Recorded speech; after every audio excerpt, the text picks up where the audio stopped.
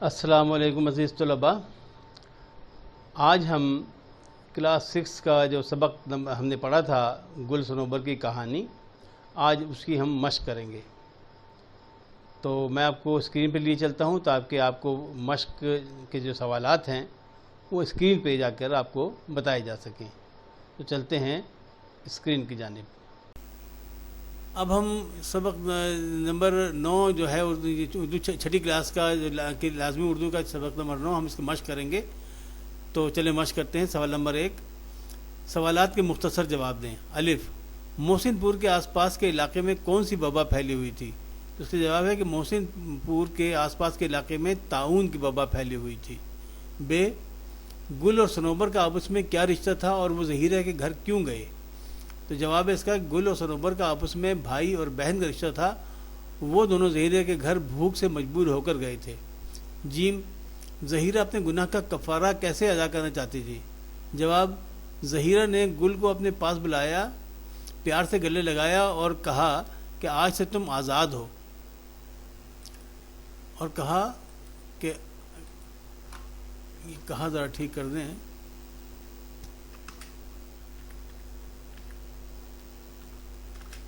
اور کہا کہ آج سے تم آزاد ہو، جہاں چاہو جا سکتے ہو. سوال دال، صنوبر کے ہاتھ میں خنجر لے کر کس کو قتل کرنے آئی تھی؟ تو اس کا جواب ہے صنوبر ہاتھ میں خنجر لے کر زہیرہ کو قتل کرنے آئی تھی. سوال ہے، نصیر کون تھا؟ اس کی حالت کیوں خراب ہوتی جا رہی تھی؟ جواب، نصیر بیٹا تھا زہیرہ کا اور اس کی حالت سانپے کاٹنے کی وجہ سے خراب ہوتی جا رہی تھی.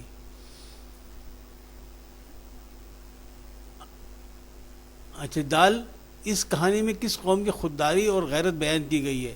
تو اس کا جواب ہے اس کہانی میں بلوچ قوم کی خودداری اور غیرت بیان کی گئی ہے. سوال نمبر 2، مندرجہ ذیل الفاظ کا مفہوم واضح کریں. ہو کا عالم، آدم زاد، بے گور و کفن، خوف زدہ، مار گزیدہ. تو چلیں اس کا ہم جواب بتاتے ہیں آپ کو.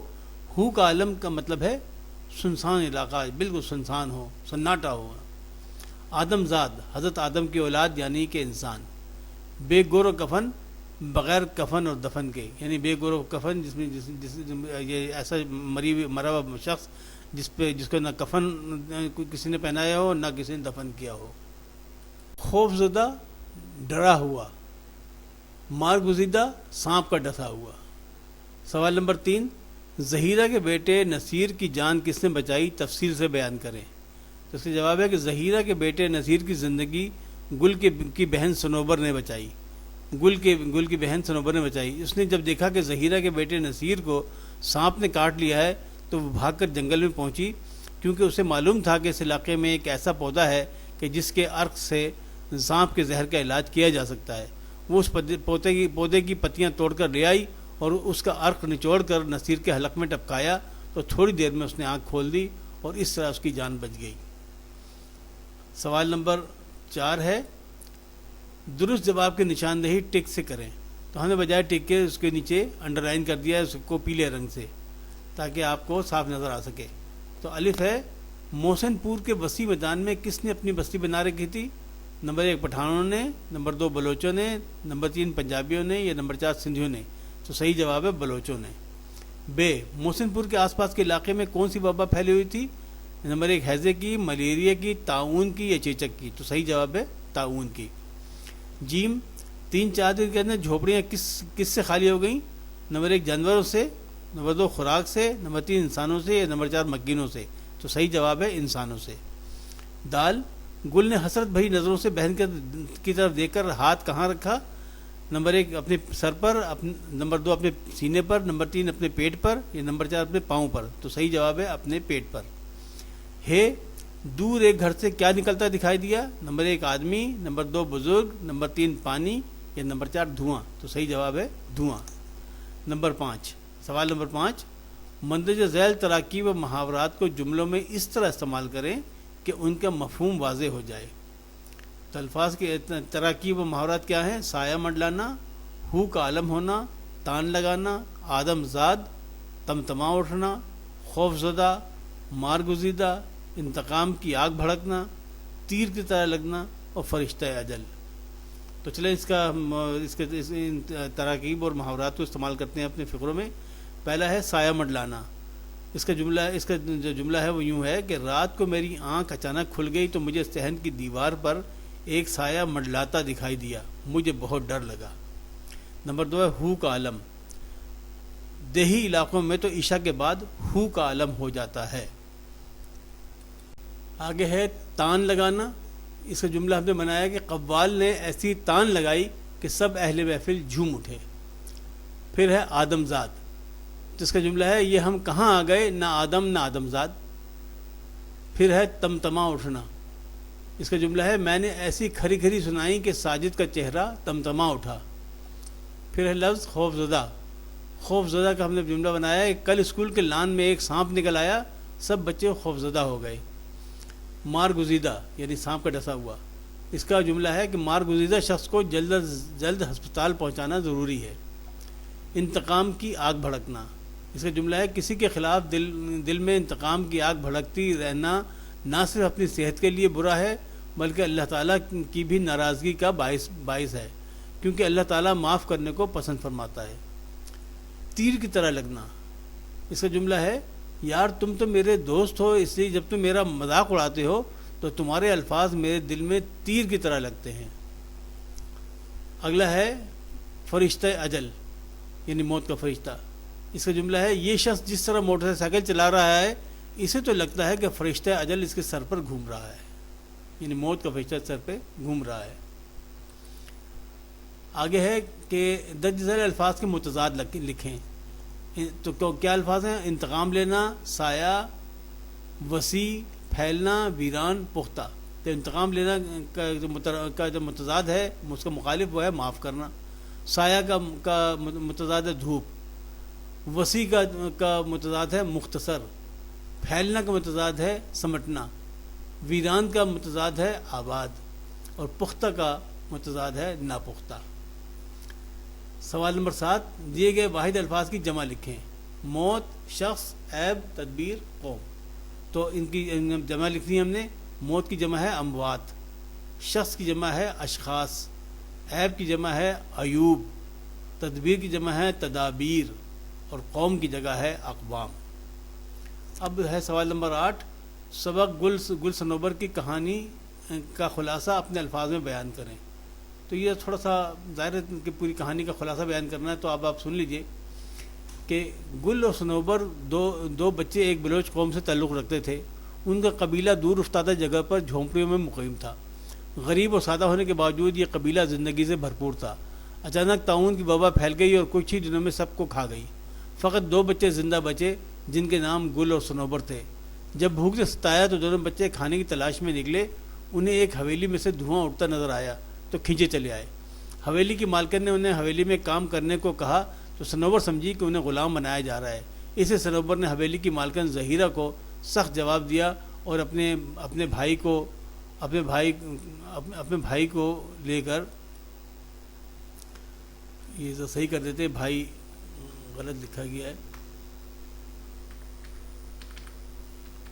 اپنے بھائی کو لے کر وہاں سے واپس آ گئے۔ صنوبر سو گئی لیکن گل بھوک سے مجبور ہو کر پھر اسی حویلی پہنچ گیا جہاں مالکن نے اسے زبردستی روک لیا تاکہ صنوبر کی بدتمیزی کی اسے سزا دی جا سکے۔ زہیرہ نے وہ علاقہ بھی چھوڑ دیا تاکہ صنوبر انہیں تلاش نہ کر سکے۔ کئی سال بیت گئے، گل بھی زہیرہ کے گھر سے مانوس ہو گیا، لیکن صنوبر اپنے بھائی کو تلاش کرتی رہی۔ زہیرہ کو خیال آیا کہ اس نے بھائی بہن کو جدا کر کے بہت گناہ کا کام کیا ہے، اس لیے اس نے اس گل کو کہا کہ تم آزاد ہو اور جہاں چاہو جا سکتے ہو۔ گل نے اگلے دن جانے کا ارادہ ظاہر کیا اور زہیرہ اور گل اپنے اپنے کمرے میں سو گئے۔ صنوبر اس دوران تلاش کرتے کرتے زہیرہ کے نئے ٹھکانے تک پہنچ گئی۔ رات کے پچھلے پہر اچانک گل کی آنکھ کھل گئی تو اس نے دیکھا کہ کوئی خنجر تانے کھڑا ہے۔ وہ بہت ڈرا، مگر غور سے دیکھا تو صنوبر کو پہچان گیا اور دوڑ کر اس سے لپٹ گیا۔ صنوبر نے بتایا کہ وہ زہیرہ کو ختم کر کے اسے آزاد کرانے آئی ہے۔ گل نے صنوبر کو تمام ماجرا سنا دیا۔ صنوبر بہت خوش ہوئی کہ اللہ نے اسے قتل جیسے گناہ سے بچا لیا۔ باتوں کی آواز سے زہیرہ کی بھی آنکھ کھل گئی اور جب وہ گل کے کمرے میں آئی تو خنجر دیکھ کر ڈر گئی، لیکن صنوبر نے کہا کہ میں آج تو تھی آپ کو قتل کر کے اپنے بھائی کو آزاد کروانے، لیکن گل نے مجھے سارا قصہ سنا دیا ہے۔ اس کے بعد سب سو گئے۔ فجر کے وقت صنوبر کی آنکھ کھلی تو محسوس ہوا کہ صحن میں بہت سے لوگ جمع ہیں اور کوئی پریشانی درپیش ہے۔ باہر نکل کر دیکھا تو معلوم ہوا کہ ظہیرہ کے بیٹے نصیر کو سانپ نے کاٹ لیا ہے اور اس کی حالت خراب ہو رہی ہے۔ صنوبر کو معلوم تھا کہ اس علاقے میں ایک ایسا پودا ہے جس کا عرق پلانے سے زہر کا اثر ختم ہو جاتا ہے۔ وہ بھاگ کر گئی اور اس پودے کے پتے توڑ لائی۔ پتوں کا عرق نصیر کے حلق میں ٹپکایا تو تھوڑی دیر میں اس نے آنکھیں کھول دی۔ ظہیرہ نے اپنے بیٹے کا بے قراری سے منہ چوما اور پھر صنوبر کو گلے سے لگا لیا۔ تو اچھا جناب والا، اگلا سوال نمبر 9۔ اب سوال نمبر 9 ہے درست اور غلط بیانات کی نشاندہی کریں۔ تو جو ٹک کے بجائے ہم نے اس کے نیچے پیلے رنگ سے ہائی لائٹ کر دیا ہے تاکہ آپ کو نظر آ سکے۔ محسن پور کے وسیع میدان میں پختونوں نے اپنی بستی بنا رکھی تھی۔ یہ غلط ہے کیونکہ پختونوں نے نہیں بلکہ بلوچوں نے بستی بنائی تھی، لہٰذا اس کو آپ غلط کے نیچے نشان لگا دیے۔ بلوچوں کی جھونپڑیوں میں زندگی کے آثار نظر آتے تھے، بالکل ٹھیک ہے، اس لیے درست کے نیچے ہم نے نشان لگا دیا ہے۔ ایک جھونپڑی کے 2 ننھے مکینوں کو اللہ نے اپنے حفظ و امان میں رکھا تھا، بالکل درست، ایسا ہی بیان کیا گیا ہے، لہذا درست کے نیچے نشان لگا دیا ہے۔ گل اور صنوبر آپس میں محلے دار تھے، نہیں یہ غلط بات ہے، محلے دار نہیں تھے بلکہ آپس میں بھائی اور بہن تھے۔ ظہیرہ نے گل و صنوبر کو کھانا کھلایا اور شربت پلایا، غلط، ایسی کوئی چیز کہانی میں نہیں لکھی، لہذا یہ غلط ہے۔ ظہیرہ کا چہرہ غصے سے تمتما اٹھا، بالکل درست، اس کی بات سن کر صنوبر کی بات سن کر اس کا چہرہ غصے سے تمتما اٹھا، لہذا غلط کے نیچے نشان لگا دیا ہے۔ انسان کا دماغ بھی عجیب چیز ہے، یہ غلط، اس کا انسان کا دل بھی عجیب چیز ہے۔ گل ظہیرہ کے گھر سے مانوس ہو گیا تھا، یہ بالکل درست ہے، کہانی میں ایسے ہی لکھا ہے۔ اب یہ سوال نمبر 10 ہے کہ کالم الف میں دیے گئے الفاظ کو کالم بے کے متعلقہ الفاظ سے ملائیں، تو وہ ہم نے ملا دیا، آپ اس کو دیکھ لیجئے اور اس کو یاد بھی کر لیجئے اور اپنے پاس تحریر بھی کر لیجئے۔ سوال نمبر 11، مندرجہ ذیل جملوں کو درست کریں۔ لندن سے تار آئی ہے، بے وہ 2 روپے کی دہی لاؤ، جیم میں نے ایک خواب دیکھی، دال جھاگ بیٹھ جائے گی۔ تو یہ جو غلط فقر ہے ان کو ہم صحیح کیا، صحیح کیسے ہیں؟ الف، لندن سے تار آیا ہے، آئی نہیں آیا ہے۔ بے 2 روپے کا دہی لاؤ، دہی پہ مذکر ہے اس لیے 2 روپے کا دہی لاؤ۔ میں نے ایک خواب دیکھا، خواب بھی مذکر ہے، میں نے ایک خواب دیکھا، یہاں لکھا ہے میں نے ایک خواب دیکھی، دیکھی نہیں، میں نے ایک خواب دیکھا۔ پھر ہے جھاگ بیٹھ جائے گی، تو جھاگ بیٹھ جائے گی غلط ہے، جھاگ بھی مذکر ہے اس لیے یہ جملہ ہوگا جھاگ بیٹھ جائے گا۔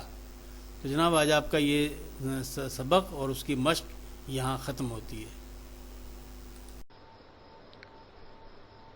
عزیز طلباء، ہم نے آج یہ مشق مکمل کر لی ہے۔ آج یہ کلاس 6 کا سبق نمبر 9 گل صنوبر کی کہانی جو ہے، یہ ایک لوک کہانی، یہ آج مکمل ہو گئی۔